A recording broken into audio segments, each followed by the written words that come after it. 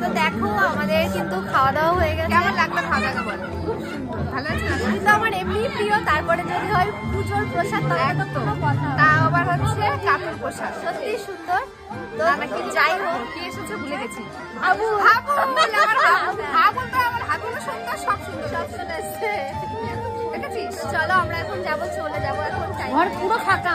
নরদিনী আজকে ভীষণ ব্যস্ত, কথা আমাকে কেমন লাগছে? আচ্ছা তোমরা একটু কমেন্ট করে জানিও। তোমরা একটু কমেন্ট করে জানাও তো আমাকে কেমন লাগছে। দাদা বাজে কথা নাকি? ভালো কথা। আর যাই হোক তোমরা জানাবে যে কেমন লাগছে। আরে পরে না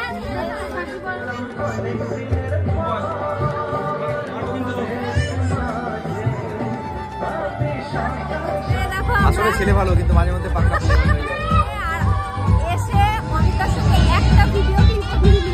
ব্যস্ত ছিলাম। যাই হোক আমরা এখন যাচ্ছি বাড়ি। টাটা। মেয়ের সামনে রয়েছে, ওপরে সামনে শীতের মধ্যে হাতে চাদর নিয়ে যাচ্ছি। এবার নিয়ে যেতে হবে চাদর। ছিনিয়ে নিয়ে এসেছিলাম তখন জাস্ট ঠান্ডা লাগছিল না।